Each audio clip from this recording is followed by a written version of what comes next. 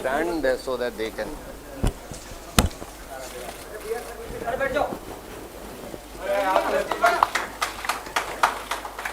तालियां बजाओ ना जोर से।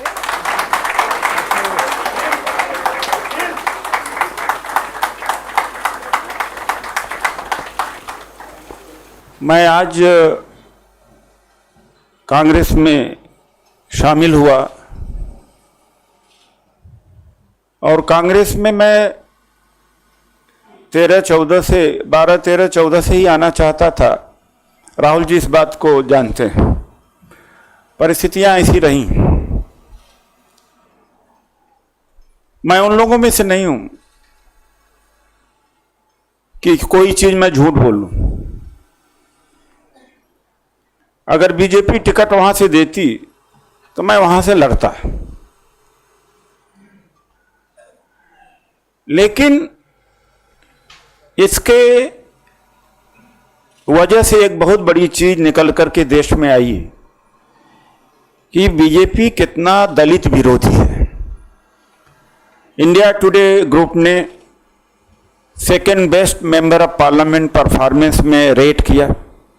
फेम इंडिया एशिया पोस्ट सर्वे ने बेजोड़ सांसद और श्रेष्ठ सांसद का खिताब दिया। बीजेपी में एक प्रचार है कि यहाँ सबको न्याय मिलता है। कार्यकर्ताओं को उस हथियार से बड़ा धौंस जमाते हैं कि इंटरनल सर्वे जो कहेगा होगा। ये इंटरनल सर्वे इन्होंने 4-5 एजेंसियां हायर करी हैं। उसमें भी दिल्ली में मोस्ट पॉपुलर और विनिंग सीट वही निकल के आ रही थी। इनके पास क्लियर कट एक ही सीट निकल के आ रही थी, नॉर्थ वेस्ट। आप चेक कर लीजिए इनके इंटरनल सर्वे को, अगर गलत निकल जाए तो भी इन्होंने मेरा टिकट काटा। वजह यह है कि 2 अप्रैल 2018 को जब दलित सड़कों पर आए, भारत बंद किया, तो मैंने उनका समर्थन किया।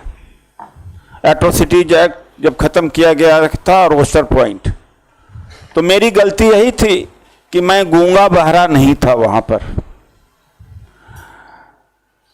वहां गूंगा बहरा अगर कोई रहे तो उसको प्राइम मिनिस्टर भी बना सकते हैं।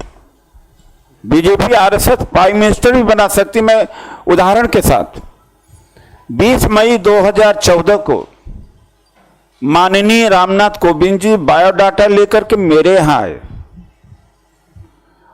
इसके चश्मदीद गवाह बीजेपी के SC ST मोर्चा के एक विवेक सोनकर हैं, वो आकर के, मैं चंबर में बैठा था, कहा कोविंद जी खड़े हैं। हम कहा लाइए भाई, मैं जानता था उनको। तो उन्होंने कहा भाई साहब मेरा भी कुछ कराइए। कोविंद जी को इस लायक भी नहीं समझा था 2014 में कि उनको टिकट देते, जबकि वो टिकट चाह रहे थे। तो चुप रहने का इनाम देखा आपने, राष्ट्रपति। और मैं चुप रहता तो हो सकता था मुझे प्राइम मिनिस्टर कभी न कभी बना देते।